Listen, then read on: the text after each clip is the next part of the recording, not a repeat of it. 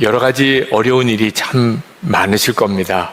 한 주간을 어떻게 지내셨는지 궁금하기도 하고 또 기도하는 마음이 때때로는 많이 아프기도 합니다. 그러나 우리가 겪는 문제보다도 주님은 훨씬 더 크시고 놀라우신 것을 정말 믿으시기 바랍니다. 그래서 힘들 때일수록 더욱 주님을 바라보게 되기를 진심으로 축복합니다. 목회자들이 만나면 앞으로 많은 교인들이 교회를 떠나게 되지 않을까 그런 걱정들을 합니다. 교회에 모여서 예배하지 못하는 시간이 길어지고 이렇게 온라인 생방송으로만 예배하는 그런 것 때문에 오는 영향이 걱정스럽습니다. 그러나 또 한편으로는 저는 그런 생각도 듭니다. 그동안에 우리가 정말 예수를 믿고 살았는지를 점검해 보는 그런 시기이기도 하다는 것입니다. 진짜 예수를 믿은 것도 아닌데 그저 교회만 다니는 믿음으로 자기가 예수 믿은 줄로 생각했던 사람들, 그런 사람들이 얼마나 많을까? 하나님께서 이번 요 시기를 통하여 우리를 그렇게 가르치는 것은 아닌가, 그런 생각도 합니다. 리차드 범브란트 목사님께서 그리스도인은 두 부류로 나눈다고 말씀을 했습니다. 한 부류는 정말 하나님을 믿는 사람이고 또 한 부류는 자기가 하나님을 믿는다고 믿는 사람들이라고 그렇게 말을 했습니다. 착각하고 있는 분들, 내가 하나님을 믿는다고 믿는 사람들은 이런 어려운 일이 생길 때 견뎌낼 수가 없습니다. 그러므로 이런 어려운 때가 되었을 때 우리가 예전처럼 그저 다시 일상으로 돌아가서 모여서 이렇게 예배할 수 있는 날이 돌아오기만을 기도해서는 안 될 거라는 생각이 듭니다. 이번에 어떤 어려움과 시험에 만날지라도 흔들리지 않는 진짜 예수 믿는 사람으로 우리가 설 수 있게 되기를 기도해야 합니다. 우리가 정말 어떤 믿음의 사람인지, 나는 정말 예수 믿고 구원받은 생명 가진 성도가 맞는지 여러분 스스로가 한번 분명하게 자기 점검해 봐야 됩니다. 그 믿음이 바로 부활신앙입니다. 예수님이 부활하셨다는 사실을 정말 믿고 나도, 내 몸도 부활할 것이라고 믿는 믿음, 이 믿음이 있는 사람은 시험이 오거나 핍박이 오거나 유혹이 오거나 어려움이 와도 흔들리지 않습니다. 사도 바울은 우리 몸의 부활을 증거했을 때 고린도 교인들로부터 질문을 받았습니다. 35절입니다. 죽은 사람이 어떻게 살아나며 그들은 어떤 몸으로 옵니까? 죽었다가 다시 부활한다는데 그러면 어떤 몸으로 부활하는 겁니까? 라는 질문을 받았습니다. 사도 바울은 그 질문에 대하여 씨와 그리고 꽃과 나무의 비유를 해서 설명을 했습니다. 씨는 얼마나 보잘것없어 보입니까? 얼마나 작습니까? 그런데 그 씨가 땅에 심겨져 죽으면 거기서 아름다운 꽃이 피고 그리고 큰 나무가 자라지 않습니까? 우리가 육신의 몸이 죽고 부활의 몸이 된다는 것이 이와 같이 놀라운 것이라고 그렇게 사도 바울은 증거합니다. 42절에는 썩지 아니하는 몸이라고 그랬고 43절에는 영광스러운 몸, 강한 몸이라고 했고 44절에는 신령한 몸이라고 했습니다. 우리가 지금 가지고 있는 이 육신의 몸과 부활의 몸은 차이가 있다는 겁니다. 어떤 차이냐 하면 하나님이 우리를 만드실 때 하나님의 형상대로 우리를 만드셨고 그리고는 대단히 보기에 좋아하셨습니다. 그 하나님의 형상을 닮은 창조하셨을 때 그 원형이 회복되는 겁니다. 부활의 몸은 전혀 엉뚱한 몸이 아닙니다. 49절에 이렇게 말씀합니다. 흙으로 빚은 그 사람의 형상을 우리가 입은 것과 같이 우리는 또한 하늘에 속한 그분의 형상을 입을 것입니다. 우리가 부활의 몸을 이제 가지게 될 때는 하나님이 원래 우리를 만드셨던 하나님의 형상이 그대로 다 드러나게 된다는 겁니다. 예수님이 재림에 오시면 이 땅에 하나님의 나라가 온전히 이루어지게 되는데, 그 하나님의 나라에는 누가 들어가게 되는가? 몸이 부활한 사람이 들어가는 겁니다. 그리고 그 몸은 완전히 변화된 몸, 온전한 몸, 하나님의 형상을 닮은 그대로의 몸, 그 몸으로 하나님의 나라에 들어가는 겁니다. 50절, 52절에 이렇게 말씀합니다.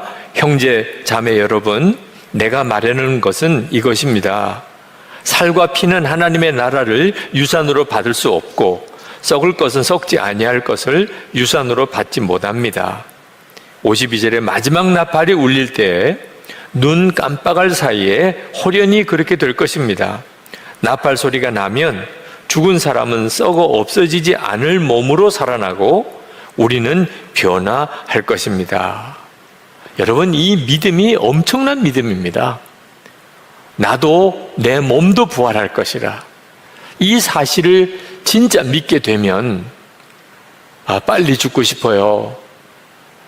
그런 허무주의, 염세주의, 그런 생각이 다 사라져버리게 됩니다. 자기 자신을 다른 사람하고 비교하는 열등감, 비교의식, 나는 왜 이렇게 초라할까? 나는 왜 이렇게 못났을까? 나는 왜 이렇게 장애가 있을까? 그런 열등감과 좌절감이 다 사라지게 됩니다.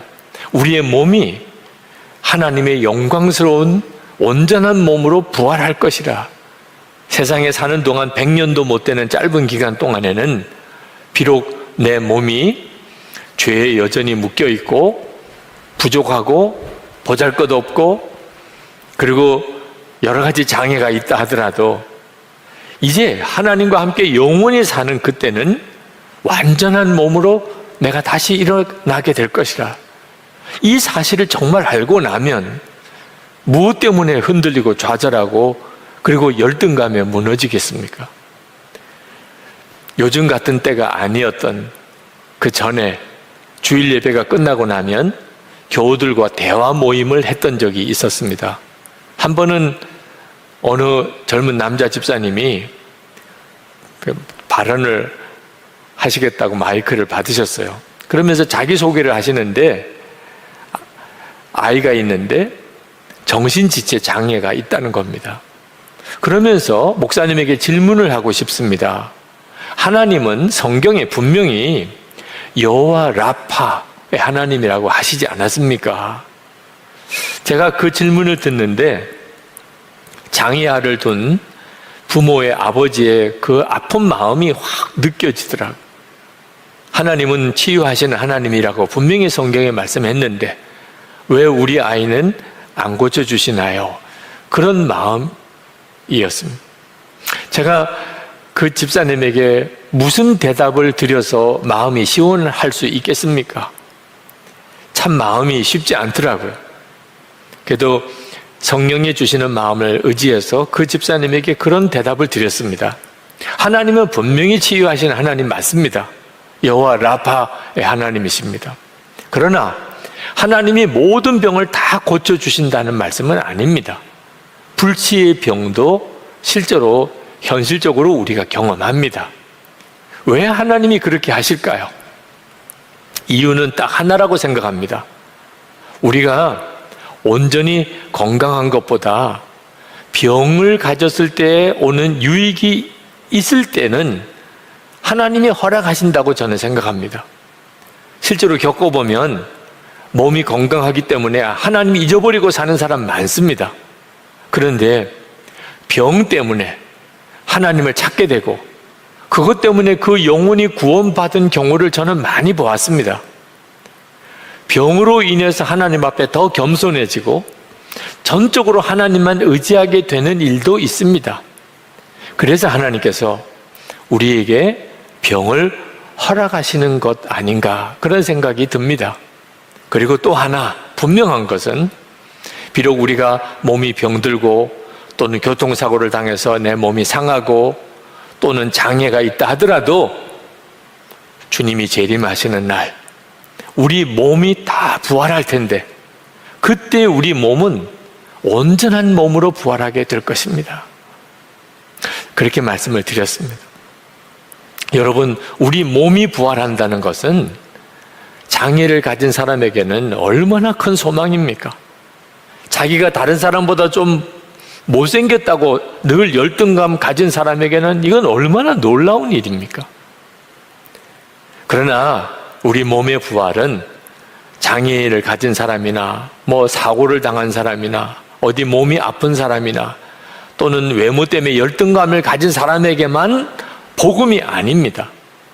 모든 그리스도인에게 이거는 엄청나고 놀라운 복음입니다. 죽음을 이기는 권세 있는 믿음이기 때문에 그렇습니다. 실제로 사도 바울은 우리의 몸도 부활한다는 사실을 그가 알게 되면서 그는 사망을 꾸짖는 자가 되었습니다. 오늘 성경에 보면 사도 바울이 55절에 이렇게 죽음을 조롱합니다. 죽음아, 너의 승리가 어디 있느냐? 죽음아, 너의 독침이 어디 있느냐? 저는 이 구절을 읽을 때 그렇게 마음이 통쾌한 마음이 들었습니다. 실제로 사람들은 다 죽음에 매여 삽니다. 죽음을 두려워하며 삽니다. 죽음 앞에서 왜 그렇게 우리가 초라해지고, 왜 그렇게 모든 게 다 허무해지고, 왜 그렇게 모든 게 슬퍼지고, 왜 그렇게 우리 자신이 약해지냐 말입니다.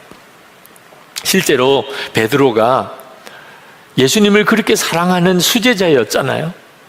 그런데 예수님을 3번씩이나 부인하고 저주까지 하게 된 이유는 죽음의 두려움 때문이었습니다. 죽음이 두려우면 그러면 십자가의 길을 가지 못합니다. 이것이 우리 자신이 가지고 있는 한계입니다. 그런데 우리를 바로 그 죽음의 두려움에서 건져주시려고 예수님께서 오신 겁니다. 십자가에 우리와 같이 죽으셨고 그리고 다시 부활하신 이유, 저와 여러분을 죽음의 두려움에서 건져내시려고 하신 것입니다. 히브리서 2장 15절에 또 죽기를 무서워함으로 일생에 매여 종로로 다는 모든 자들을 놓아주려 하심이라. 우리가 진짜 예수를 믿고 있는지, 죽음을 두려워하지 않는 권세 있는 믿음이 있는지를 보면 알 수 있는 겁니다. 지금 이 시대에 코로나19 확산으로 인해서 여러 가지 두려움과 염려가 우리를 엄습하고 있는 이때 내가 진짜 구원받은 예수 믿는 사람 맞나?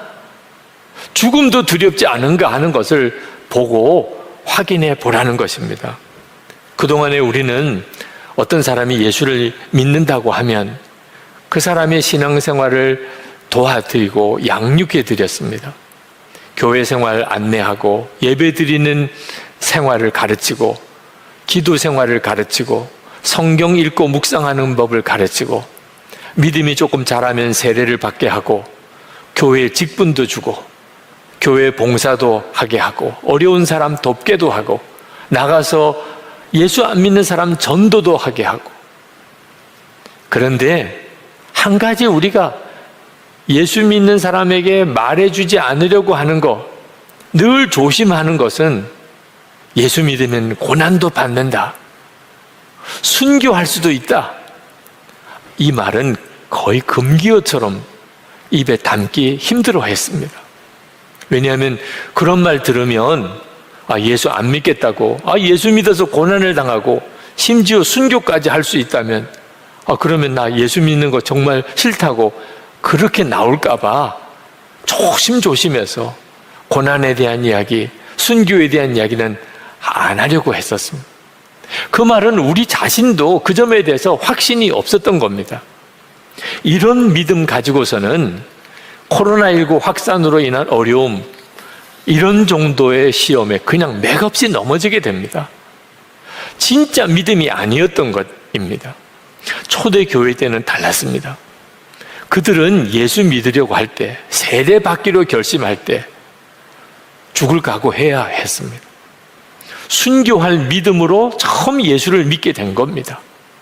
예수 믿으면 모든 거 다 뺏기고 예수 믿으면 모든 인간관계 다 끊어지고, 예수 믿으면 감옥에 갇히고 죽을 수도 있다. 그래도 좋습니다. 이런 사람들만 예수 믿고 세례받았습니다. 그러면 누가 예수 믿겠습니까? 그런데도 예수 믿는 사람이 계속 늘어났다는 거예요. 그리고 2000년 기독교 역사에 우리에게까지 이렇게 복음이 전해진 거 아닙니까? 복음이 진짜 복음이었던 거예요. 성령의 역사가 정말 있었던 것입니다. 그러니까 고난을 당하고 순교하는 상황에도 예수 믿겠다고 결단하는 일이 일어나게 된 거죠. 지금 우리에게 필요한 믿음이 바로 이 믿음입니다. 부활의 신앙, 그것은 곧 순교의 신앙입니다. 죽음도 두렵지 않는 그런 믿음인 것입니다. 주기철 목사님이 1944년 47의 나이에 순교하셨습니다. 최근에 주기철 목사님에 대한 글을 읽으면서 저 자신이 깊이 저를 돌아보는 시간이 있었는데 바로 그 47살에 순교하셨다는 것 때문입니다. 저는 언제나 주기철 목사님은 저보다도 나이가 많으신 분이라고 생각을 했습니다. 그러니까 믿음이 그만큼 강하셨을 거고, 그러니까 그분은 그만큼 성숙한 판단도 하셨을 것이다. 그런데 어느덧 보니까 제가 순교하셨을 때 주기철 목사님보다 훨씬 나이가 많은 사람이더라. 주기철 목사님이 산정연교회에서 마지막 설교를 하셨을 때 그 설교 제목이 나의 5가지 소원입니다. 그 첫 번째 대지가 죽음의 권세를 이기게 하여 주시옵소서. 그 제목이었습니다. 제가 주기철 목사님의 그 첫 번째 대지 설교를 좀 요약해서 읽어드리겠습니다. 나는 바야흐로 죽음에 직면하고 있습니다. 나의 목숨을 빼앗으려는 검은 손은 시시각각으로 닥쳐오고 있습니다. 죽음에 직면한 나는 사망 권세를 이기게 하여 주시옵소서 기도하지 않을 수 없습니다. 사망 권세는 마귀가 사람을 위협하는 최대의 무기입니다. 죽음을 두려워 의를 버리며 죽음을 면하려고 믿음을 버린 사람이 얼마나 많습니까? 베드로도 죽음이 두려워 가야바의 법정에서 예수를 부인하고 계집종 앞에서 3번이나 맹세하였으니 누가 감히 죽음이 무섭지 않다고 장담하겠습니까? 그러나 폐결의 환자로 요양원에 눕지 아니하고 예수의 종으로 감옥에 갇힌 것은 얼마나 큰 은혜입니까? 자동차에 치여 죽는 죽음도 있는데 예수의 이름으로 사형장에 나가는 것은 그리스도인 최대의 영광입니다. 나의 사랑하는 교우 여러분, 그리스도의 사람은 살아도 그리스도인답게 살고 죽어도 그리스도인답게 죽어야 합니다. 죽음을 무서워 예수를 저버리지 마십시오. 풀의 꽃과 같이 시들어 떨어지는 목숨을 아끼다가 지옥에 떨어지면 그 안이 두렵습니까? 한번 죽어 영원한 천국 복락, 그 안이 즐겁습니까? 나의 사랑하는 교우 여러분, 의에 죽고 의에 삽시다. 여러분, 예수는 살아계십니다. 그러니 예수로 죽고 예수로 삽시다. 그 설교 마지막에 내 영혼을 주님께 부탁합니다 하고 설교를 마치셨습니다. 지금은 순교의 시대가 아닙니다. 예수 믿는다고 감옥에 끌고 가거나 죽이지 않습니다. 그러나 주기철 목사님의 그 신앙과 지금 우리의 신앙이 달라서야 되겠습니까? 똑같이 예수 믿는 거 아닙니까? 그러므로 지금은 순교의 시대는 아니어도 우리는 여전히 순교의 신앙, 진짜 부활의 신앙 가지고 살아야 됩니다. 오늘날 왜 그렇게 많은 교회가 구설수가 생기고 시험이 생기고 그렇게 싸우고 다투는 겁니까? 왜 지금 이때의 교회의 영광이 가리워졌습니까? 왜 성도들, 예수 믿는 성도들의 삶이 진정으로 변화된 삶을 그렇게 살지 못하는 겁니까? 순교의 신앙, 진정한 부활의 신앙을 갖고 있지 않기 때문에 그런 것입니다. 나치 정권에 의해서 순교당했던 디트리트 본헤퍼 목사님, 나를 따르라라고 하는 책에서 그는 똑같은 이야기를 하고 계십니다. 십자가는 시작이다. 그리스도가 누군가를 부르실 때 그분은 그 사람에게 와서 죽으라 하신다. 예수님의 모든 명령은 죽음으로의 부르심이다. 우리의 모든 애정과 욕망과 함께 우리가 죽어야 한다는 부르심이다. 제자로의 부르심, 예수 그리스도의 이름으로 세례를 받는다는 의미는 죽음과 생명을 동시에 의미한다. 고난은 진정한 제자도의 표식이다. 우리가 만약 우리의 십자가를 지고 고난을 받으며 사람들로부터 거절당하는 것을 거부한다면 우리는 그리스도와의 친밀한 사귐을 빼앗기게 되는 것이며 더 이상 그리스도를 따르는 것을 멈추게 된다. 여러분, 주님의 십자가의 부르심은 고난의 부르심, 예수를 믿을 때 죽음을 각오해야 한다면 어떻게 그렇게 할 수 있겠습니까? 우리의 몸도 부활한다는 사실을 명확하게 알 때, 우리가 그저 죽으면 끝이 아니고 우리가 반드시 우리도 부활한다는 사실을 분명하게 믿을 때 비로소 그때만 순교의 신앙, 죽음으로의 부르심 앞에 순종할 수 있고, 그때만 진짜 부활의 주님으로, 부활의 능력으로, 죽음의 권세를 이기는 믿음으로 살 수 있는 겁니다. 사도 바울이 갈라디아서 2장 20절에 고백하기를 내가 그리스도와 함께 십자가에 못 박혔나니 그런즉 이제는 내가 사는 것이 아니요 오직 내 안에 그리스도께서 사시는 것이라, 이렇게 고백을 했던 바로 이 고백이 순교의 신앙, 부활의 신앙인 것입니다. 비록 지금은 순교의 시대는 아니지만 우리의 믿음은 동일해야 합니다. 내가 그리스도와 함께 이미 십자가에 못 박혔나니 이제는 내가 사는 것 아니요 내 안에 그리스도께서 사시는 것이라. 이 고백으로 살아가야 어떤 시험과 어떤 어려움이 온다 하더라도 능히 이길 수 있습니다. 이미 죽었는데 왜 죽음이 두렵겠습니까? 중국의 워치만 리가, 그가 예수를 믿었지만 죄는 이길 수가 없었답니다. 그런데 어느 날 갈라디아서 2장 20절 말씀을 읽고 충격을 받았습니다. 그래, 맞다. 내가 이미 죽었구나. 죽은 자만이 죄에서 해방될 수 있구나. 그렇다면 이제부터 나는 죽은 사람이지. 그리고는 그가 아래층으로 뛰어내려갑니다. 거기 주방 아주머니를 붙잡고 이렇게 외쳤습니다. 아주머니, 워치만 리라는 사람이 죽은 거 아세요? 그 사람은 이제 죽었습니다. 그리고 그는 자기가 아는 사람들을 만나러 다니면서 계속 똑같은 이야기를 했습니다. 워치만 리, 그 사람 죽었습니다. 그런데 그때부터 워치만 리의 삶에 놀라운 일이 벌어지기 시작을 했습니다. 예수님의 생명의 역사가 일어나는 거예요. 자기 자신이 그것을 경험하게 된 거예요.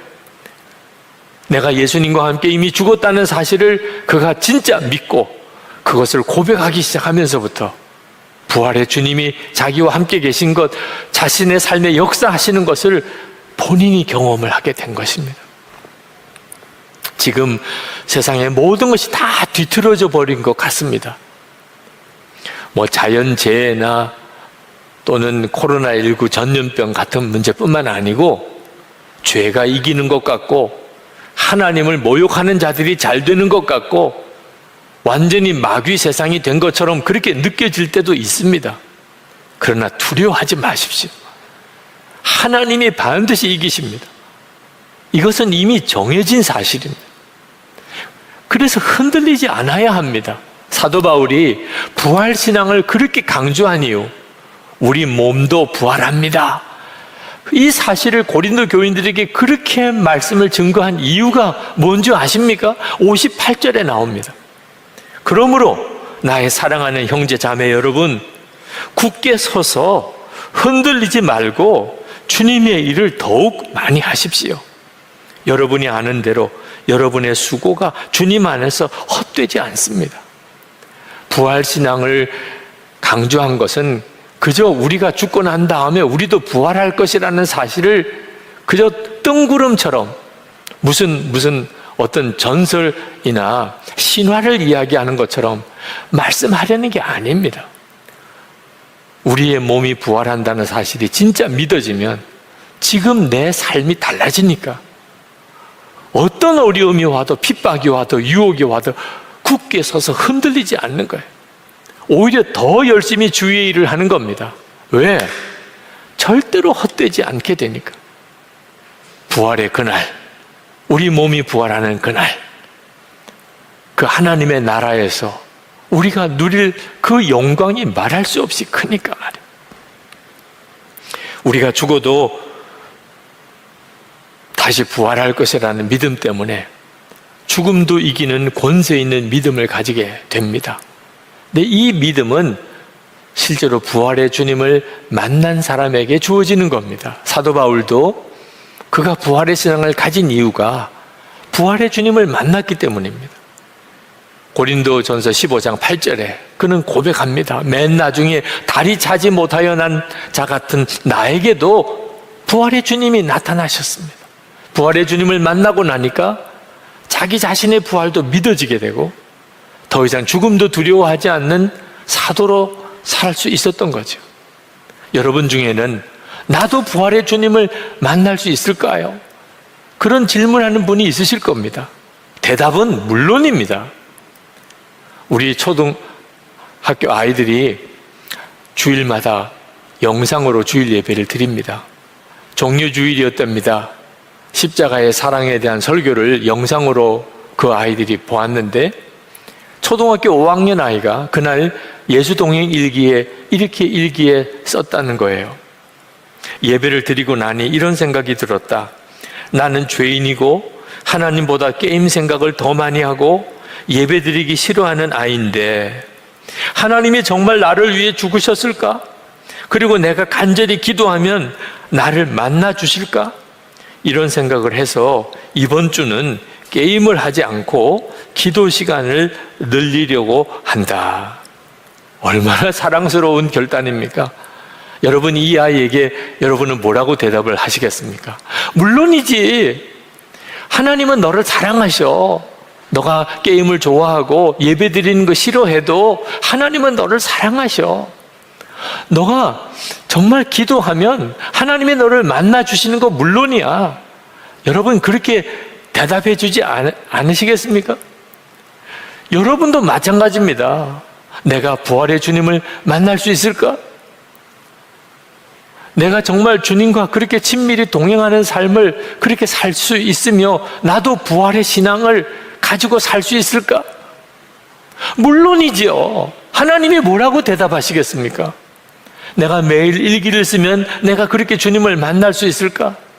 이번 특별 새벽 기도에 내가 마음을 정하고 한번 참석해서 그렇게 하나님께 간절히 기도하면 주님이 내 영안을 열어주실까?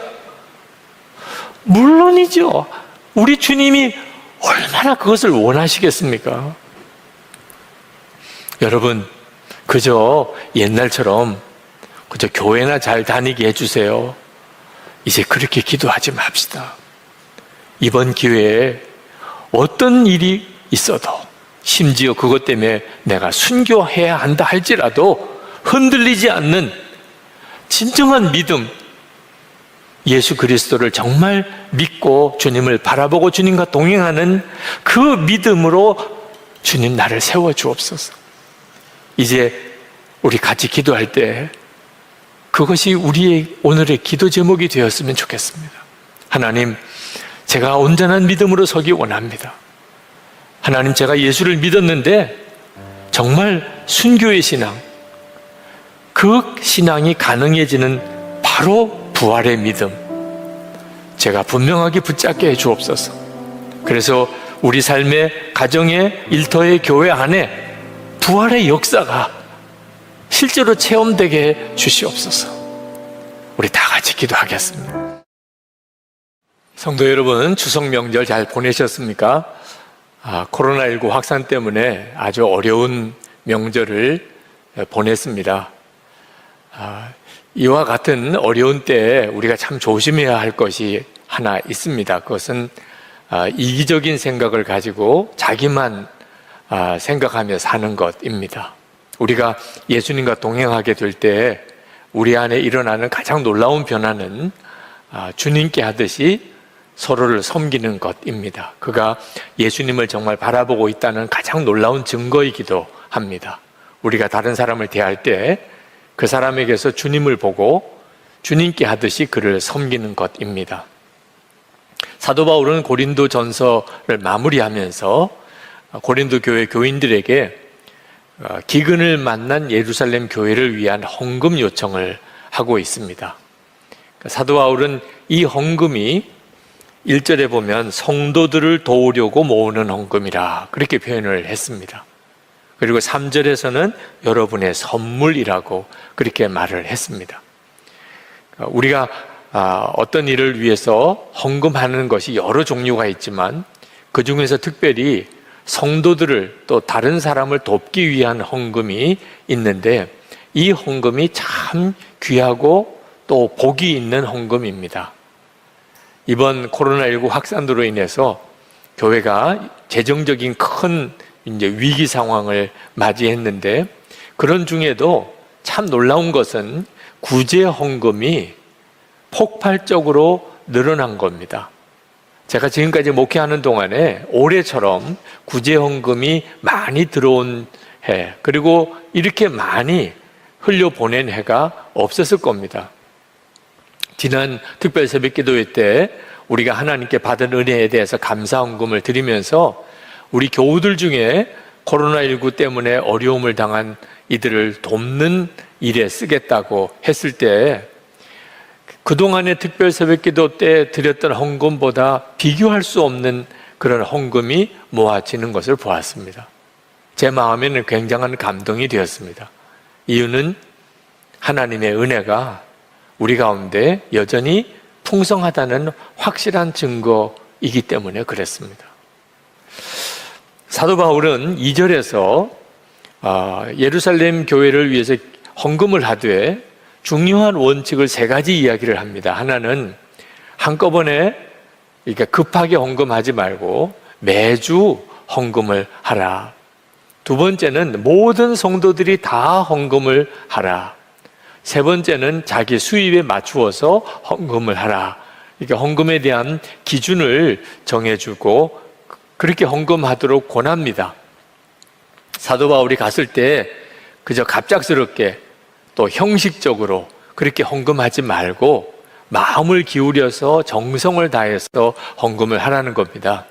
사도 바울이 이렇게 구제 헌금을 강조하는 이유는 그 헌금이 고린도 교회 교인들에게 복이 된다는 사실을 사도 바울이 분명히 알았기 때문에 그렇습니다. 예수님께서 누가복음 6장 38절에서 이렇게 말씀하십니다. 주라, 그리하면 너에게 줄 것이니 곧 후이되어 누르고 흔들어 넘치도록 하여 너에게 안겨주리라. 너희가 헤아리는 그 헤아림으로 너희도 헤아림을 도로 받을 것이니라. 우리가 어려운 사람을 위해서 주는 것은 사실은 우리가 복을 받는 것이라 예수님께서 그렇게 말씀하셨습니다. 정말 복이 있는 사람은 정말 주는 사람입니다. 재정도 주고 용서도 주고 사랑도 주고 주는 사람입니다. 그러면 하나님께서 후이되어 누르고 흔들어 넘치도록 안겨주겠다는 것입니다. 사실 공산주의 혁명이 일어난 이유는 우리가 주는 일에 대해서 주님의 말씀을 귀 기울여 순종하지 않았기 때문에 그렇습니다.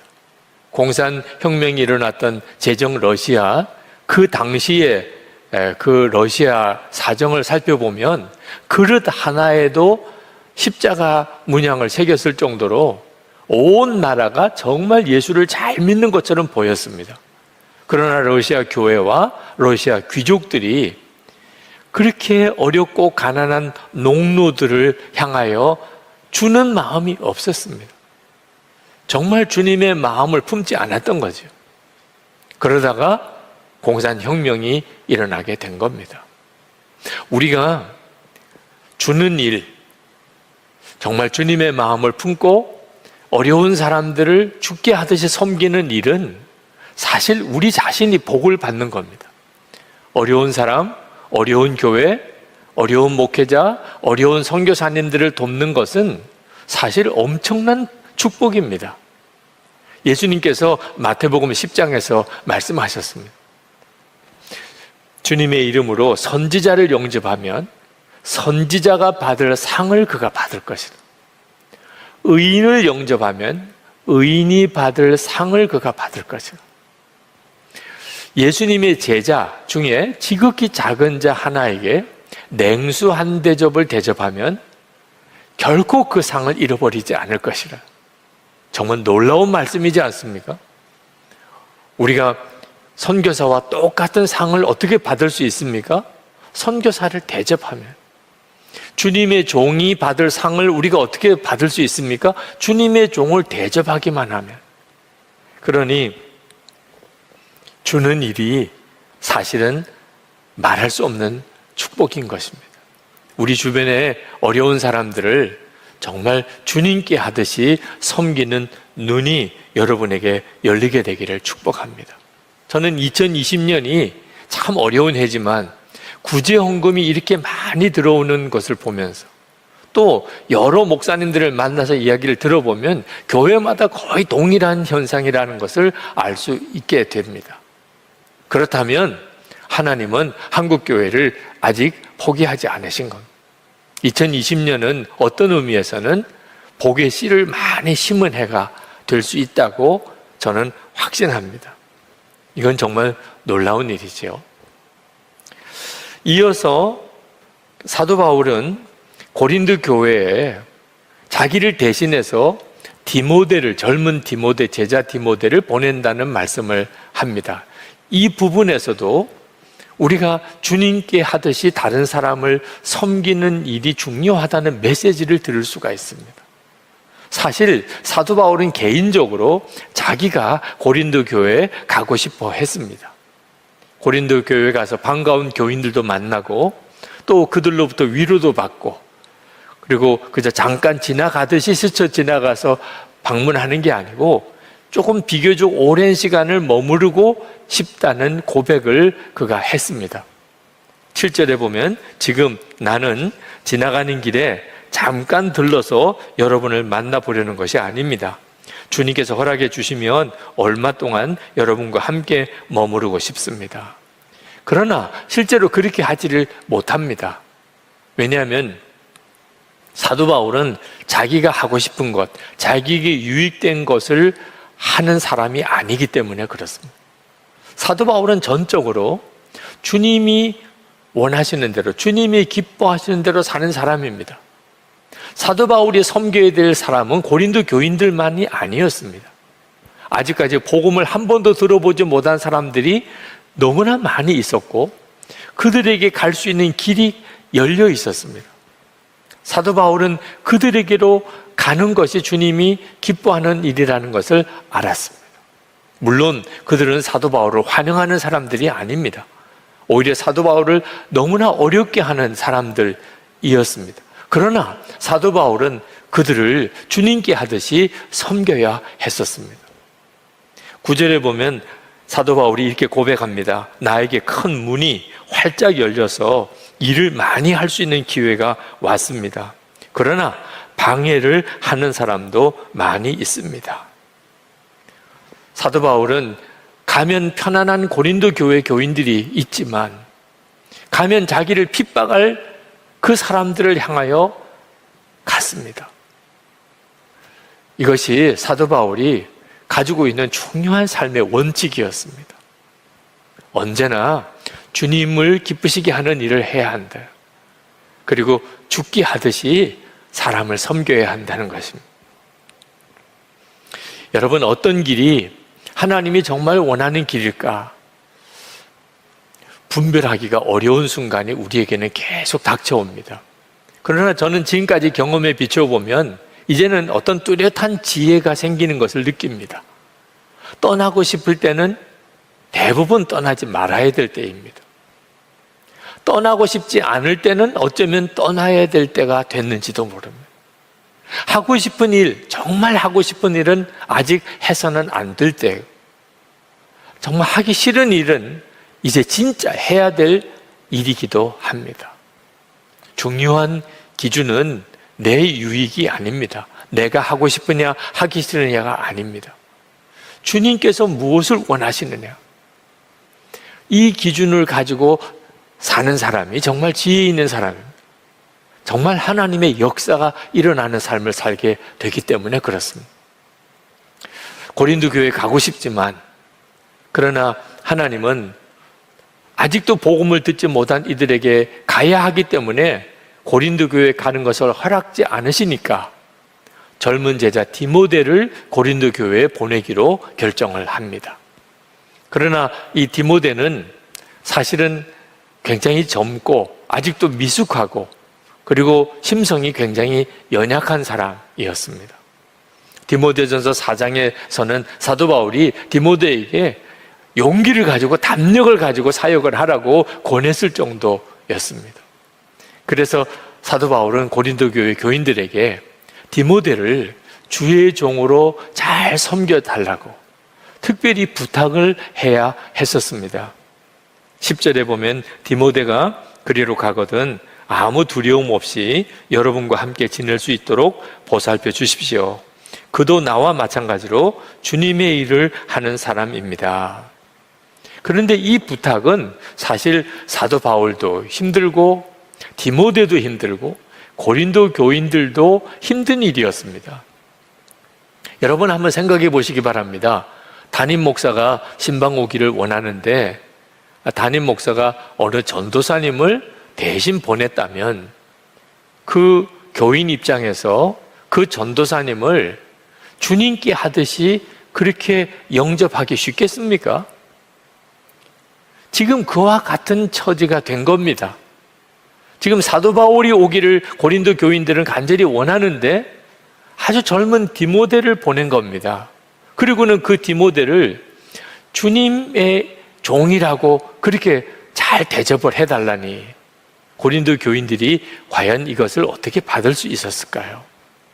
지금도 우리 시대에 지금 온라인 생방송으로 이렇게 예배를 드리는 상황이 되니까 어느 특정한 목사에게로 설교를 듣는 사람들이 쏠리는 경향이 있습니다.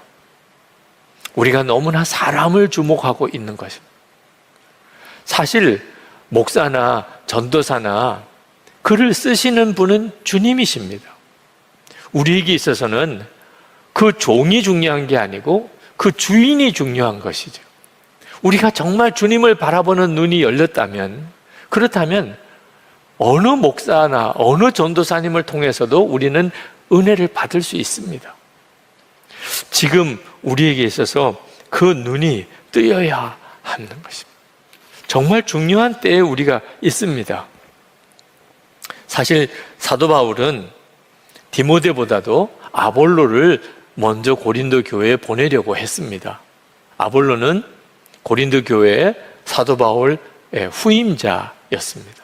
그는 구약 성경에 대해서도 아주 해박한 사람이었고 학자였고 설교도 아주 잘했고 말에 능이 있었고 유대인 학자들과 같이 논쟁을 할 때도 늘 이기는 사람이었습니다. 그래서 고린도 교회에는 아볼로를 좋아하는 교인들이 많이 있었고 아볼로파가 형성되어져 있었을 정도입니다. 어떤 뜻에서 보면 아볼로는 사도 바울과 경쟁자적인 입장에 있을 수도 있는 사람입니다. 그런데 사도 바울은 아볼로를 고린도 교회로 보내려고 했습니다. 당신이 가서 고린도 교회의 어려운 문제들을 좀 해결해 주고 오세요. 사도 바울은 인간적인 어떤 시기심이나 경쟁심이 없었던 사람이었습니다. 그는 오직 어떻게 하면 주님의 일이 더 잘 될까? 어떻게 하면 교회에 유익할까? 그 생각만 했던 사람입니다. 그러므로 아볼로에게 고린도로 가라고 부탁을 했었던 거죠. 그런데 아볼로가 거절을 합니다. 12절에 보면은 아볼로가 아직은 때가 아닙니다. 지금 고린도 교회에 가지 않겠습니다. 적절한 때가 오면 그때 가겠습니다. 라고 대답을 했다는 겁니다. 어떤 뜻에서 보면 아볼로는 고린도 교회에 가기 싫어하는 것처럼 보일 수도 있습니다. 고린도 교회에서 어떤 상처를 받았을 수도 있을 수도 있고, 고린도 교회에 마음이 안 드는 사람이 있을 수도 있는지도 모르죠. 그러나 성경을 가만히 묵상해 보면 사실 아볼로는 기도하고 하나님의 뜻을 분별하여 그렇게 대답했다고 그렇게 깨달아졌습니다. 이 구절, 지금은 가지 않겠다고 했던 이 구절을 다른 번역본에 보면 이제 가는 것은 전혀 그에 대한 하나님의 뜻이 아닙니다 라고 그렇게 번역을 했습니다. 다시 말하면 아볼로가 하나님께 기도를 했던 거죠. 하나님, 제가 지금 고린도로 가야 합니까? 근데 아마 응답을 못 받은 것 같습니다. 하나님은 아직은 때가 아니라고 말을 했던 것 같습니다. 고린도에는 아볼로파가 있습니다. 아볼로를 좋아하는 사람들이 있습니다. 인간적으로는 가서 자기를 좋아하는 사람들이 더 많이 늘어나게 되는 일이 좋은 일이겠죠. 그렇지만 잘못하면 사람 중심의 교회가 될 수도 있는 것입니다. 아볼로가 고린도에 가서 실제로 고린도 교회 문제를 해결하기보다는 오히려 더 파가 더 갈라질 수도 있는 그런 어려움도 예상할 수도 있는 일입니다. 아볼로가 스스로 자기 자신이 나설 때가 아니라고 생각을 했던 거죠. 때가 되면 가겠지만 지금은 아닌 것 같습니다. 고린도 교회를 향한 주님의 마음을 찾으려고 하는 사도 바울도 아볼로도 디모데도 다 사실 그 중심은 어떻게 하면 주님이 원하시는 길을 결정할 수 있을까 하는 것이었습니다.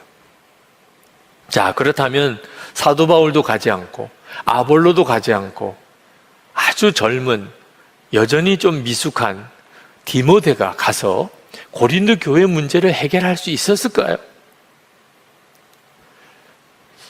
정말 주님의 종이라면 사도 바울이나 아볼로나 디모데나 무슨 상관이 있습니까? 역사하시는 분이 주님이시라면 종이 누구이든지 간에 그게 무슨 상관이 있겠습니까? 고린도 교회 교인들이 정말 주님을 바라보고 있다면 사도 바울이 오나 아볼로가 오나 디모데가 오나 무슨 상관이 있겠습니까? 그건 이론일 뿐이겠지요. 근데 그 결과는 고린도 후서에 나옵니다. 고린도 후서에 가서 우리가 참 감동을 받습니다. 아, 초대교회는 정말 주님을 바라보는 교회였구나. 저는 지금 우리도 똑같이 이런 믿음의 훈련을 받고 있다고 그렇게 생각합니다. 코로나19 상황으로 우리는 예배당 중심으로 모이는 일이 어려워졌습니다. 그런데 예배당 중심 신앙생활을 극복해야 할 절호의 기회가 온 거지요. 또 하나가 어느 특정 목사 중심으로 신앙생활을 하는 것도 이제 벗어나야 될 때가 온 겁니다. 중요한 것은 우리와 정말 함께 계시는 예수님 그분이신 것입니다. 들어서 아는 것이 아니고 실제로 만나고 주님과 동행하는 삶을 살아야 하는 것입니다. 고린도 교회에 이제 정말 하나님이 주시려고 하는 중요한 교훈은 주의 종이 누구냐가 중요한 게 아니고 정말 주인 되시는 예수님 그분을 바라보는 눈이 뜨이는가 하는 것입니다. 우리에게도 마찬가지인 것입니다. 코로나19 확산으로 인해서 여러 가지 어려움이 많지만 영적으로는 지금이 오히려 기회입니다. 지금 훈련하지 않으면 안 되는 아주 너무나도 놀라운 기회가 우리에게 주어진 것입니다. 고린도 교회는 파벌의 문제, 은사의 문제, 결혼의 문제, 예배의 문제, 한 10가지의 문제를 가지고 있는 아주 심각한 교회였습니다. 그런데 사도 바울은 그 고린도 교회를 향하여 일관되게 오직 답은 한 가지만 제시하고 있습니다. 흐트러지지 말고 주님께 하듯이 서로를 섬기라는 고린도 전서 전체의 핵심입니다. 주님께 하듯이 서로를 섬기라는 자기 유익을 구하지 말고 항상 주님을 바라보고 주님께 하듯이 서로를 섬기면 그러면 문제는 해결된다는 것입니다. 여러분, 우리도 똑같습니다. 지금 형편이 힘들고 여러 가지 상황이 어려워지게 되니까 사람들은 서서히 이제 자기만 생각하게 됩니다. 다 이기적인 생각만 하게 됩니다. 그래서 오히려 가정 안에 분란도 일어나고 또 교회 공동체 안에도 시험이 많이 생깁니다. 사람들은 다 자기만 불행하다고 생각합니다. 자기만 유난히 어렵다고 그렇게 여깁니다. 불평하고 원망하고 낙심합니다. 이럴 때 우리의 살 길이 어디 있습니까? 정신 똑바로 차려야 합니다. 이럴 때일수록 우리가 정말 예수님을 바라보아야 합니다. 그분만이 우리를 정말 살릴 수 있습니다. 우리가 어떻게 살 수 있는지, 우리가 어떻게 살아야 되는지를 가르치실 수 있습니다. 그리고 주님께 하듯이 서로를 섬기는 겁니다. 그러면 우리 자신도 살고, 우리의 가정도 살고, 우리의 교회도 살고, 우리의 직장 일터도 살고, 우리 나라도 살릴 수 있게 되는 것입니다.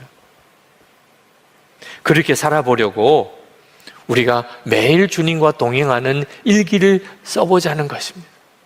계속 주님을 주목하고 주님께 하듯이 서로를 섬기며 살기 위해서 그렇게 하자는 것입니다.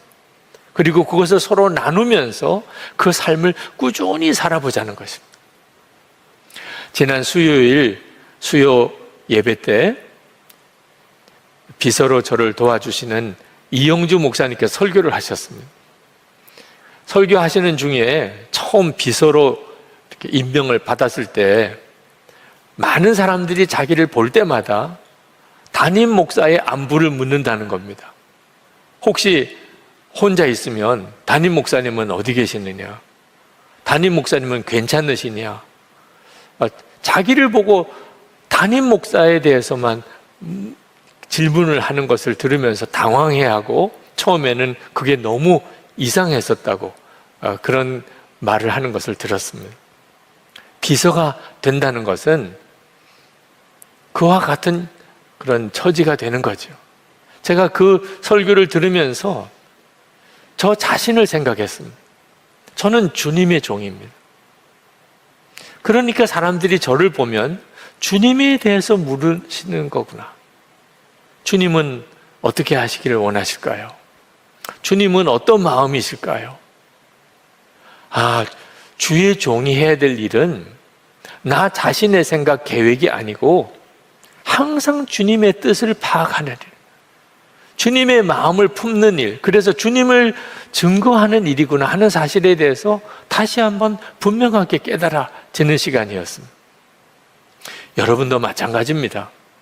여러분이 예수님의 사람이라면, 정말 예수 믿는 사람이라면, 여러분이 세상에 나가면 세상 사람들은 여러분에게서 예수님을 보기를 원합니다. 그래서 우리가 주님을 바라보려고 하는 것입니다. 우리에게 있어서 가장 중요한 것은 예수 그리스도 그분이십니다. 누구를 대하든지 항상 주님께 하듯이 그 사람들을 대하게 될 때에 세상 사람들은 우리를 보고서 예수님을 만나게 되는 겁니다. 어떤 분은 언제까지 그렇게 섬기며 살아야만 하는 겁니까? 그렇게 질문하는 분도 있으실 겁니다. 잘 몰라서 그렇습니다. 예수님을 인격적으로 알고 주님을 사랑하게 되고 주 예수님이 자기의 기쁨의 이유가 된 사람에게는 섬기는 것이 사실은 가장 큰 복입니다.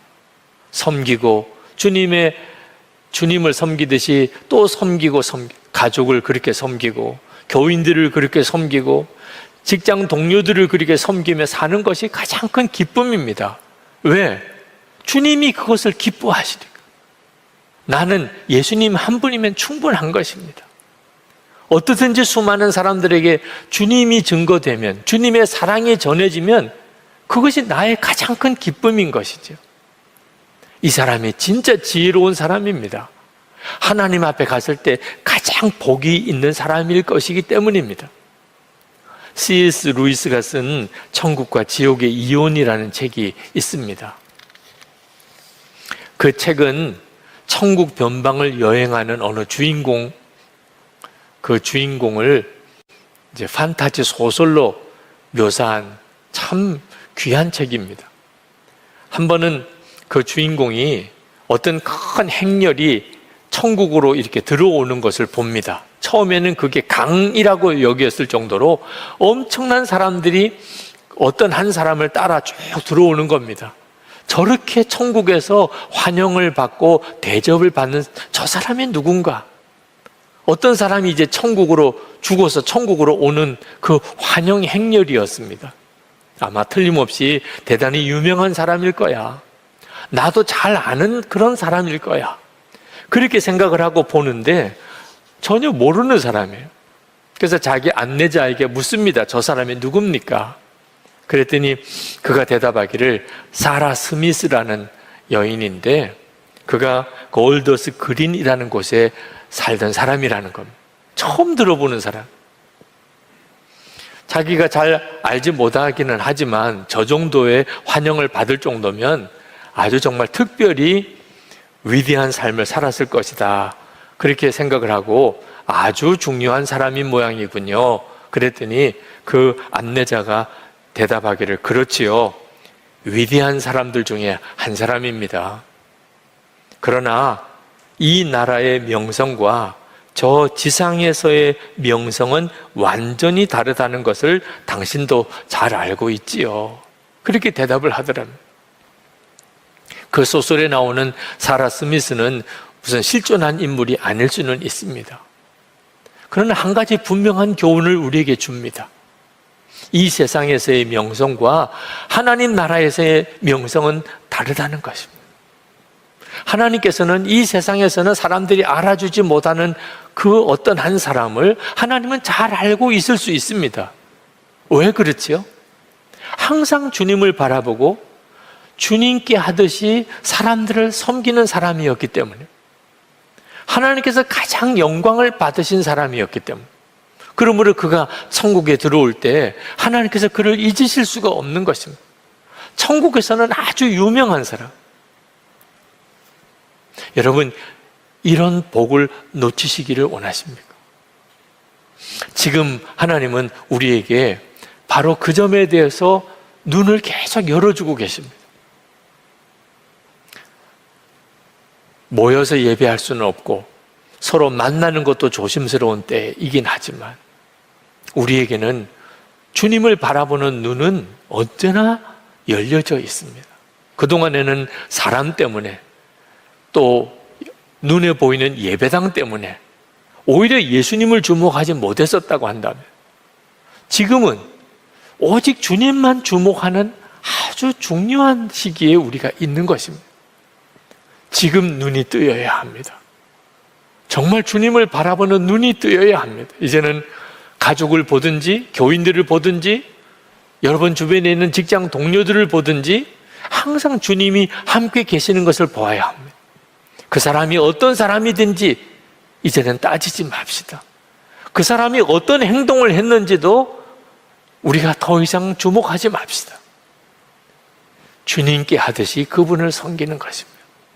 사랑만 하며 사는 것입니다. 주님이 기뻐하실 일이 무엇일까? 그것만 생각하고 사는 겁니다. 우리가 그렇게 살면 지금 이 어려운 때가 어느덧 지나갈 때가 옵니다. 그리고 우리 자신이 놀랍게 달라져 있음을, 우리의 삶 전체가 엄청난 변화가 왔음을 우리가 경험하게 될 것입니다. 바라기는 여러분이 여러분 주변에 있는 모든 이들을 주님께 하듯이 꼭 그렇게 살아보십시오. 주님은 정말 살아계시고 여러분과 함께 계시고 여러분의 삶을 인도하시는 것을 다 경험하시게 될 것입니다. 이제 우리 같이 기도하십시다. 하나님, 제가 오직 하나만 분명히 하고 살겠습니다. 내 주변에 있는 사람들 주님께 하듯이 그들을 섬기겠습니다.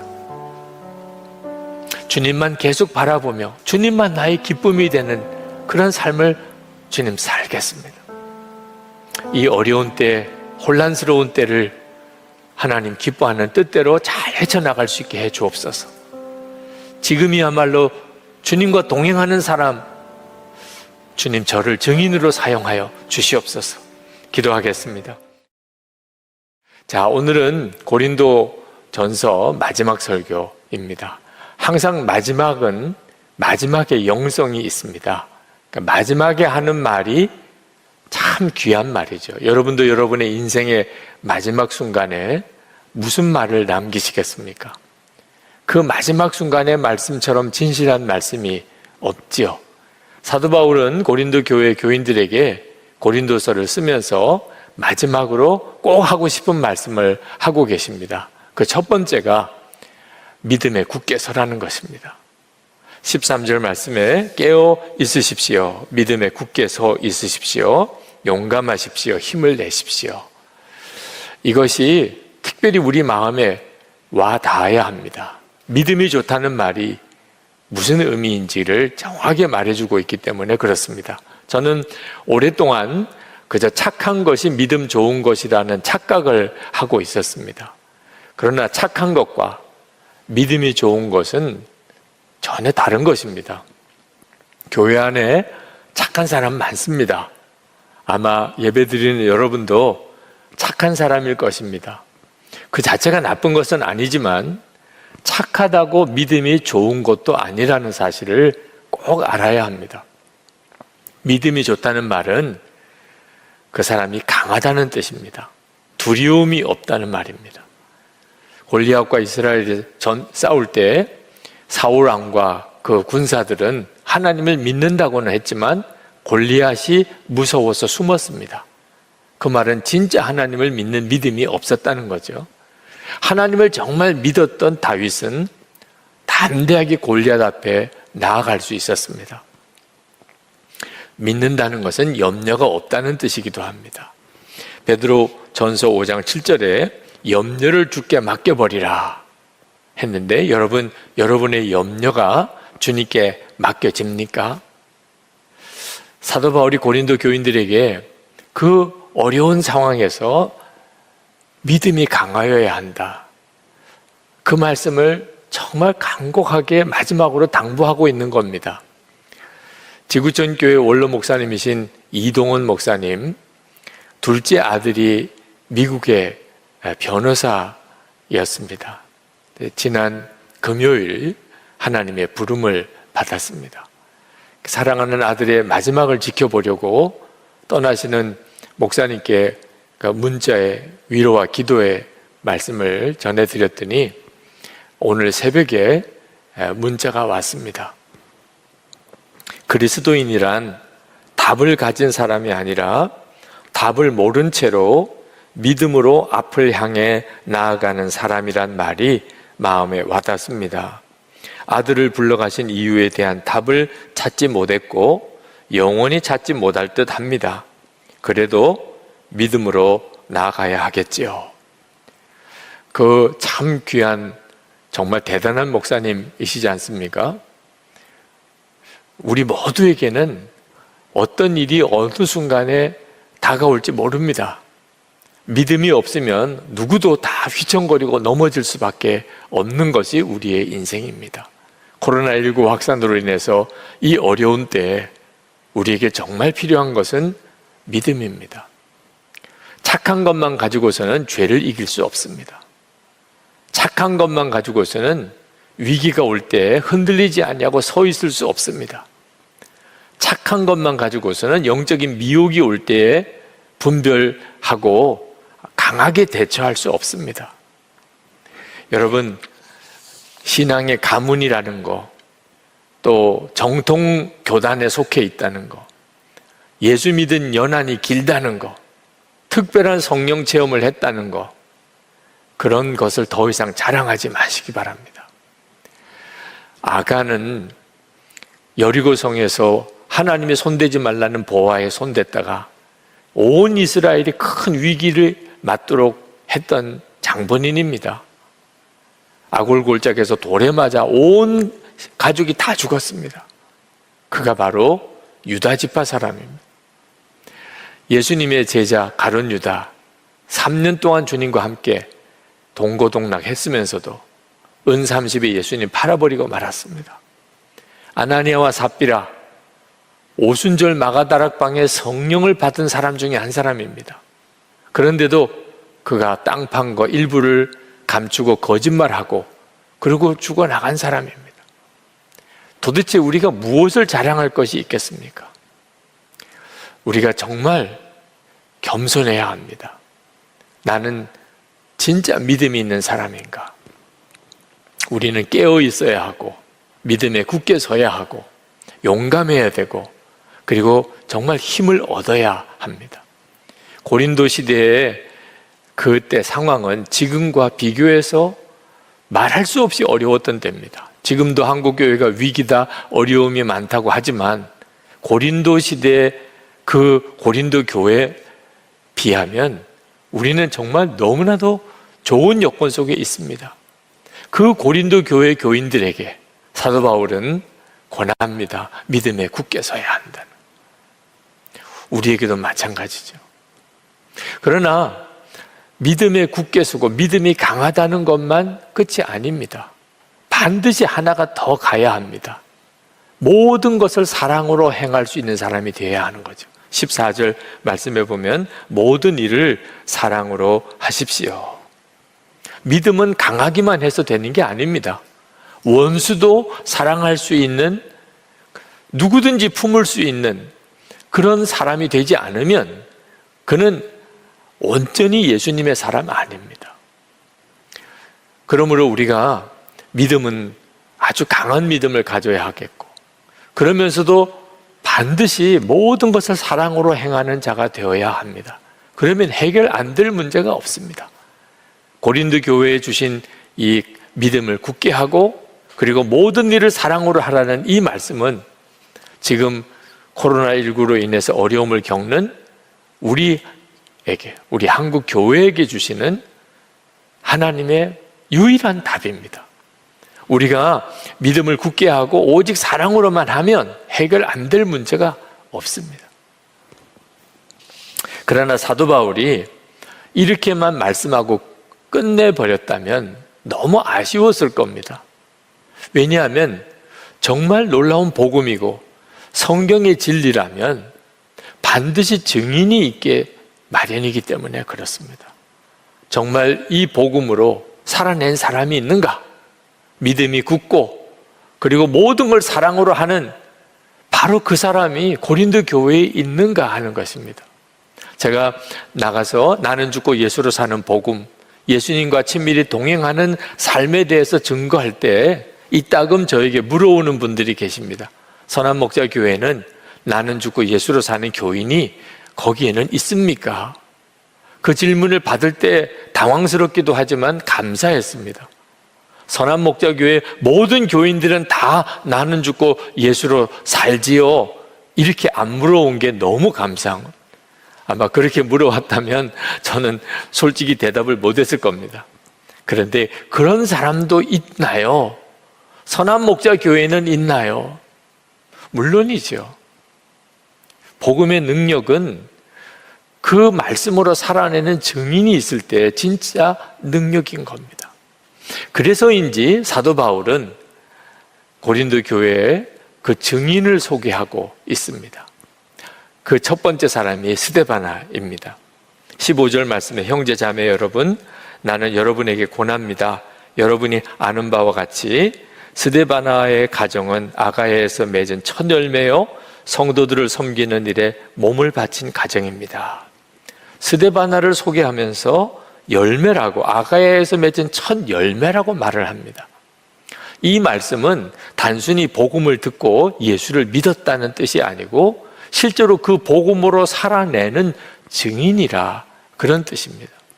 그래서 스데바나를 성도들을 섬기는 일에 몸을 바친 가정입니다, 이렇게 표현을 한 겁니다. 아, 이 사람이 정말 나는 죽고 예수로 사는 십자가의 복음, 살아계신 주님을 만난 증인이구나. 성도들을 위하여 몸을 바친 가정이라는 거죠. 그저 종교 안에 기독교인이다 이렇게 쓴 정도로 끝난 게 아니라는 것입니다. 스데바나는 브드나도 또 아가이고와 함께 에베소에 있는 사도 바울을 찾아갔습니다. 지금 이 고린도서를 에베소에서 썼습니다.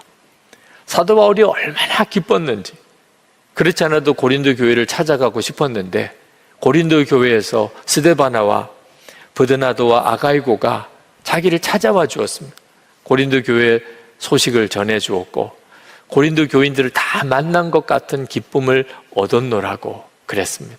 그런 사람이었습니다, 스데바나는. 그러면서 사도 바울은 스데바나가 자기에게 생기를 불러일으키는 사람이었다고 고백을 합니다. 사도 바울이 이렇게 고백하는 데는 거기에 어떤 이유가 있습니다. 사실 고린도에 오기 전에 사도 바울은 아테네에서 복음을 전했습니다. 아테네는 철학의 도시죠. 그래서 그 사람들이 잘 아는 철학을 가지고 복음을, 십자가의 복음을, 예수 그리스도의 부활을 전해보려고 애를 썼는데 열매가 없었습니다. 어떤 분은 선교의 실패라고까지 이야기를 했습니다. 사도 바울에게 있어서는 참 큰 좌절이었습니다. 실제로 여러분도 전도를 나가 보아서 알지만 전도를 했는데 받아들이지 않으면, 그런 일이 한 번, 두 번 되면 그만 낙심이 되어버립니다. 그 다음에는 전도하는 것 자체가 두려워지죠. 사도 바울도 똑같은 좌절을 겪었던 것 같습니다. 그래서 고린도에 왔을 때 사도 바울은 대단히 두려웠다고 그랬습니다. 과연 내가 여기서도 예수 부활을 전할 때 받아들이는 사람이 있을까?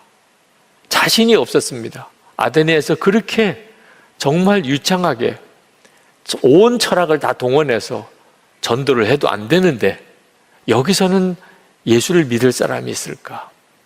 그때 기도할 때 성령께서 주님의 말씀을 사도 바울에게 주십니다. 철학적으로 복음 전하려고 하지 마라. 세상 지식으로 어떻든지 복음을 잘 전하려고 하지 마라. 그냥 십자가 복음, 그 원색적인 그 복음 그대로를 전하라. 그래서 사도 바울이 결심을 합니다. 내가 이제부터는 십자가 외에는 아무것도 알지 않기로 작정하였다고. 그래서 고린도에서 복음을 전하기 시작을 한 겁니다. 그런데 열매가 맺어진 겁니다. 첫 열매, 스데바나였습니다. 그저 예수를 믿은 정도가 아니고 그 성도들을 위해서 자기 몸을 다 내어놓을 정도로 완전히 변화된 사람, 정말 예수님의 사람이 된 거죠. 여러분, 우리도 이런 증인이 되기를 원합니다. 성도들에게 기쁨이 되고 생기를 불러 넣어 일으키는 자가 되기를 원합니다. 만나보면 답답하기만 한 분도 있습니다.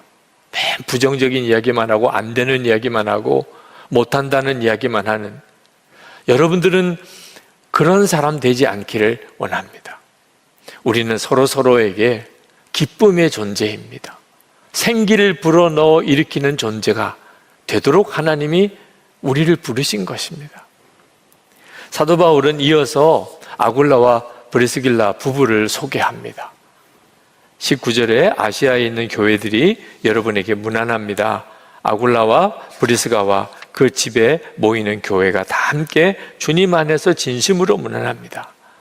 이 아굴라와 브리스가 부부는 고린도에서 만난 사람입니다.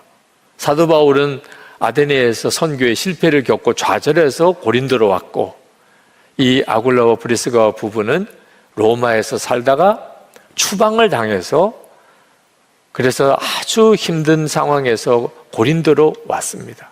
그런데 두 사람이 다 이 천막을 만드는 그런 직업을 가지고 있었습니다. 거기서 만났습니다. 함께 일하면서 사도 바울이 그 아굴라와 브리스가 부부에게 예수 그리스도의 부활의 복음을 전했습니다. 놀라웠게도 그분들이 그것을 받아들였습니다. 그저 예수 믿은 정도가 아니고 사람이 완전히 바뀌어서 사도 바울의 동력자가 되었습니다. 사도 바울이 고린도에서 떠나서 이제 복음을 전하러 떠날 때 이 아굴라 브리스가 부부가 함께 사도 바울과 동력하게 됩니다. 그리고 그들은 천막 만드는 일을 하면서 사도 바울의 선교 후원자, 모든 생활비와 선교비를 충당하는 역할을 했었던 것 같습니다. 지금 이 아굴라 브리스거 부부의 집이 그 에베소의 교회가 되어 있는 것을 보게 됩니다. 이런 사람이 증인인 거죠. 사도 바울이 전하는 복음은 그저 말로 그친 것이 아니었습니다. 도처에 그 복음으로 살아내는 증인들이 일어났습니다. 그러니 사도 바울의 이 복음이 강력했던 것이죠. 근데 사도 바울이 갑자기 마지막에 너무나 두려운 말씀을 하고 계십니다. 21절에 보면 나 바울은 친필로 인사의 말을 씁니다. 이제 대피를 해서 받아 적게 해서 고린도서를 썼지만 이제 이 부분에 가서는 사도 바울이 자기 손으로 친필로 썼다는 겁니다. 도대체 무슨 말을 한 거죠? 누구든지 주님을 사랑하지 않는 사람은 저주를 받으라. 세상에 이게 무슨 인사입니까? 아니 갑자기 이렇게 충격적이고 들으면 불쾌할 것 같은 말씀을 왜 마지막에 하시는 겁니까? 여러분 중에도 주님을 사랑하지 않는 사람은 저주를 받으라. 여러분 마음에도 마음이 불편하신 분이 있으실 수도 있잖아요.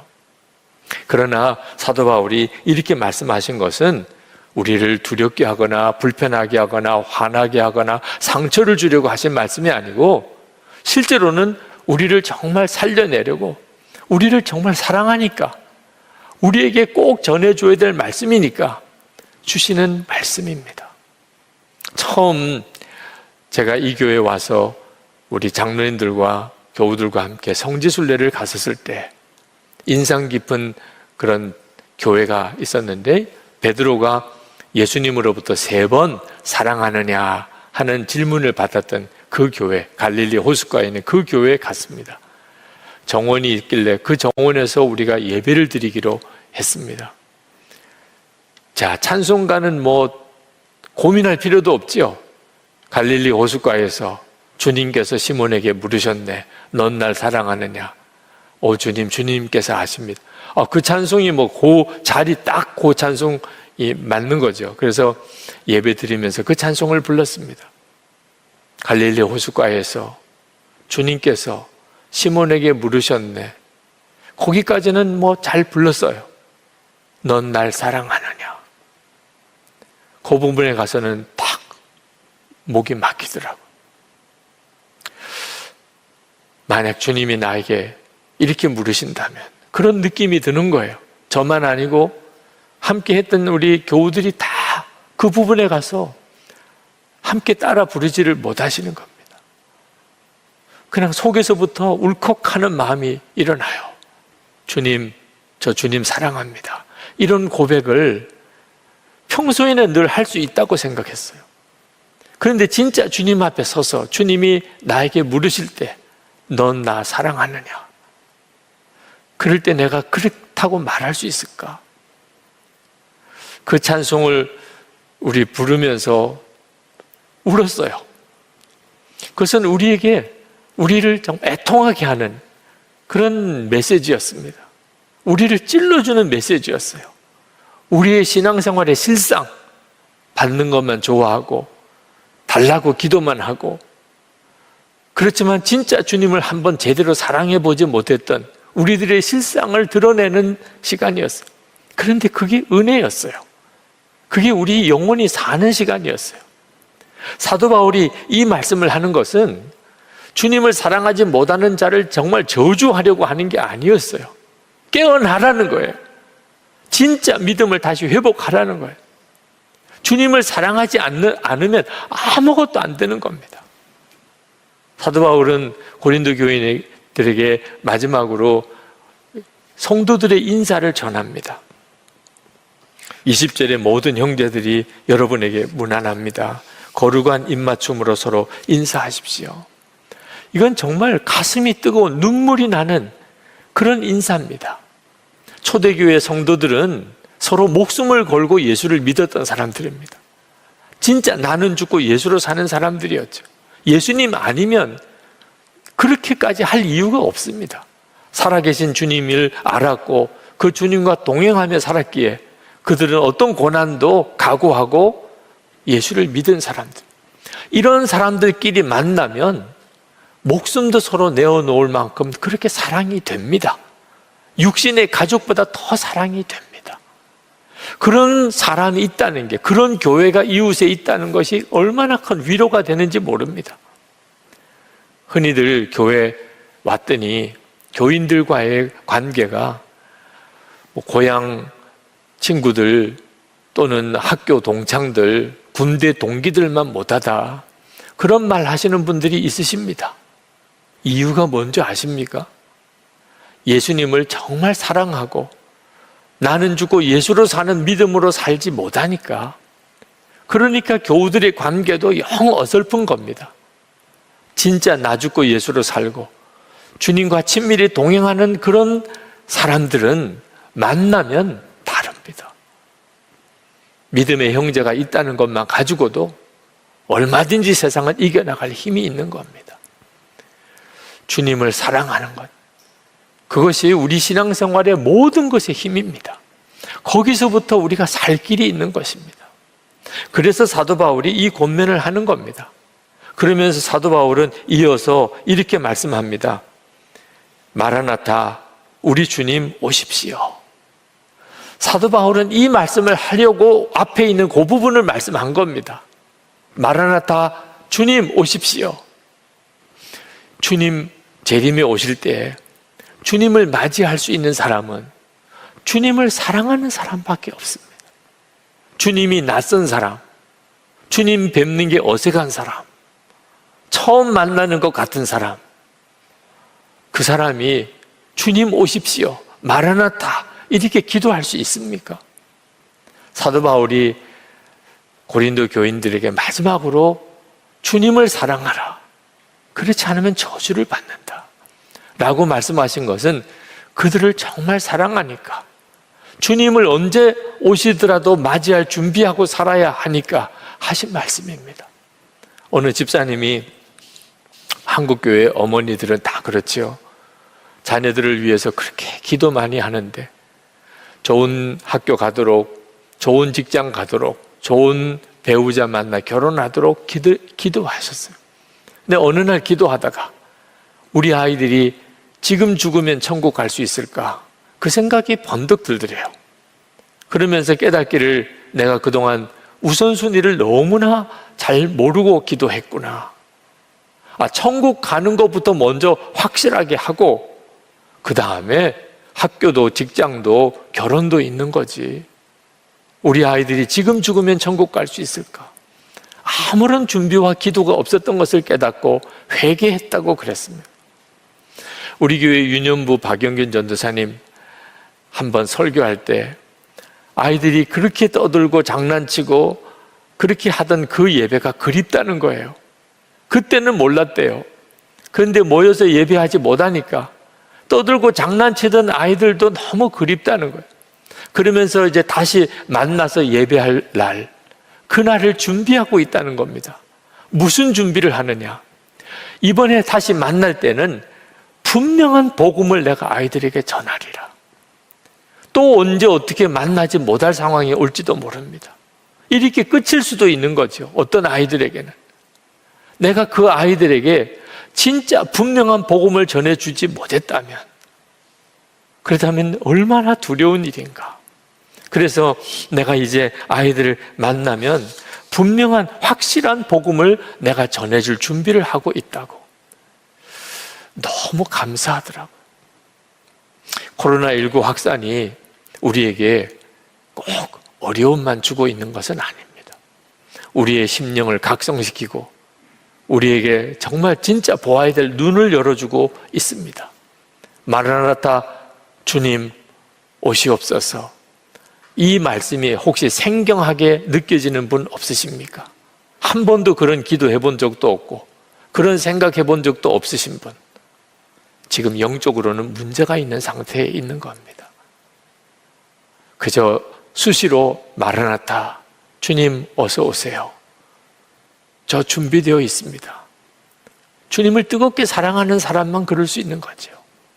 2017년에 성지순례를 교우들과 한번 갔었을 때, 그때 갈릴리 호수에서 그 선상 성찬식을 했습니다. 그럼 성지순례 코스와도 같아요. 그런데 그 해 그 갈릴리 호수 성찬식은 너무너무 어려웠어요. 풍랑이 있는 바다에서 성찬을 한 겁니다. 뭐 파도가 어지간히 치니까 저 정도는 괜찮겠지, 뭐 그 선원들도 다 괜찮다 그래서 우리가 배를 타고 갈릴리 호수로 쭉 깊이 들어갔습니다. 그런데 눈으로 보는 것과 실제로 배에서 타는 것은 전혀 느낌이 다르더라. 파도가 치기 시작하는데 서 있을 수도 없어요. 교우들이 의자에 앉았는데 막 옆으로 쓰러지기까지 하는 겁니다. 선원들도 당황해하는 기색이 역력하더라. 그런데 성찬은 시작을 했고 중단할 수는 없잖아요. 이 성찬이 어떤 성찬인데, 주님과 우리가 연합하는 것을, 그것을 다시 우리가 누리는 그런 엄청난 성찬인데, 그래서 성찬 분병 분급을 나와서 하지 못하고 앉아 있으라고, 우리가 가서 하겠다고 다 자리에 앉혔습니다. 온몸은 흔들려 가면서 떡을 가지고 가서 전해드리고 잔을 가지고 가서 전해드리면서 그 풍랑이는 배 위에서 성찬을 했습니다. 그런데 그 풍랑이는 배 위에서 성찬을 하면서 주님의 마음이 느껴져요. 어떤 형편과 처지에서도 내가 너를 사랑하는 것, 너와 한 몸이 된 것을 절대로 잊지 말라. 절대 두려워하지 마라. 믿음에 흔들리지 말라. 정말 너무나 생생한 상황입니다. 코로나19 확산으로 인해서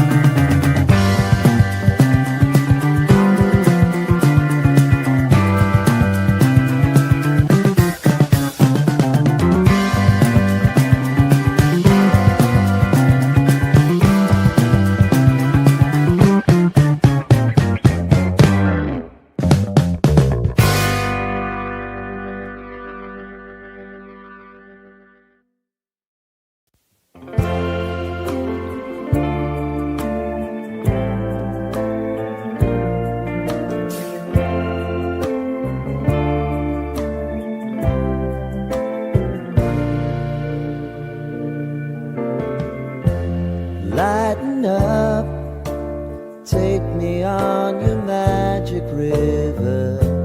Tell me all your dreams align. Sign me up and tell me about the people that you know who are trying to feel alive.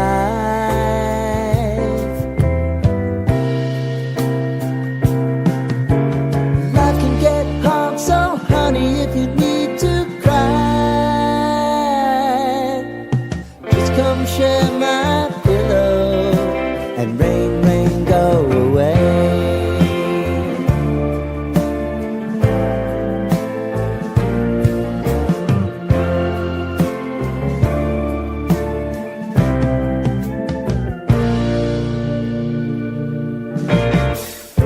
I wanna hear about everything you're ever thinking. You know that I can take the truth. Call me out if you think I'm never sleeping. Maybe I can turn it around. Oh yeah. Baby, if you want us, you know time is on our side. But things are gonna haunt us, we'll just have to put aside. And I'm right here if you just need to cry. Come love, share my pillow and rain, rain, go away.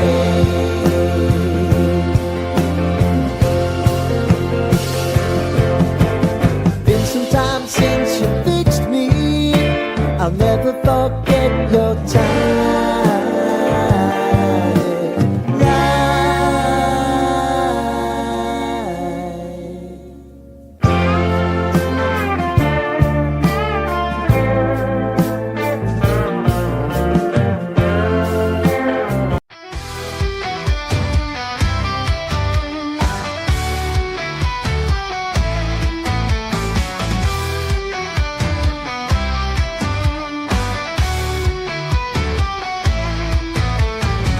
So wild, with hearts gone cold, there's a knight who stands, his story told. He rides with grace, in armor bright, fighting the dark with love, not might. He lifts the broken, gives them hope. With gentle words, he helps them cope. No sword of steel, but heart of gold. He leads with warmth, his spirit bold. He's got no shield, just open arms. Spreads the light and stops the harm. It's good to be kind, let the love unwind. The white knight's way is the path we find. In a world that's lost, he shows the light. It's cool to be kind, it's cool to do right. He's a hero with no fight, just love in his hands, spreading hope across the lands. It's cooler to be kind, to lift and to shine. The white knight's way, a love divine.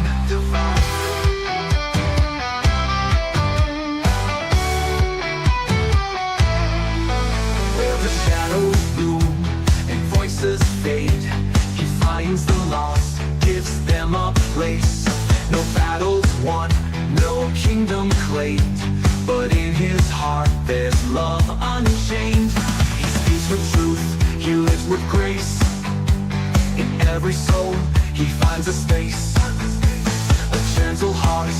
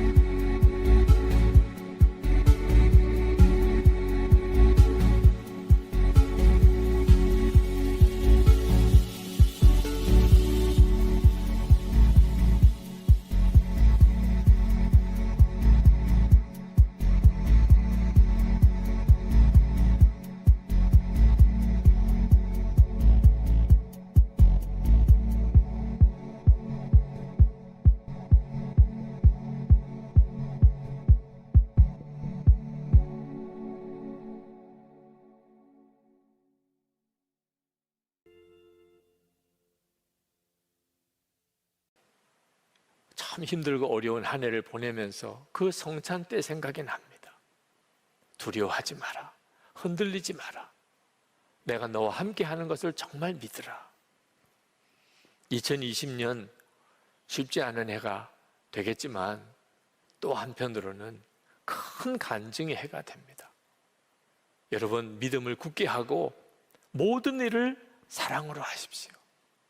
그러면 반드시 놀라운 간증이 올 한 해 있게 됩니다. 이제 우리 같이 기도하겠습니다. 여러분, 고린도서를 다 읽었습니다. 사도 바울이 정말 하고 싶은 말씀, 무슨 일이 있어도 믿음을 굳게 하라. 영적으로 깨어 있으라. 용감하라. 힘을 얻으라. 그러면서 무슨 일이든지 사랑으로 하라. 아멘입니다. 주님, 저를 그 증인으로 삼으십시오. 제가 그 증인이 되겠습니다. 복음의 증인, 2020년 올 한 해 제가 진짜 복음의 증인으로 그렇게 서는 그런 해가 되기를 원합니다. 우리 다 같이 통성으로 기도하겠습니다.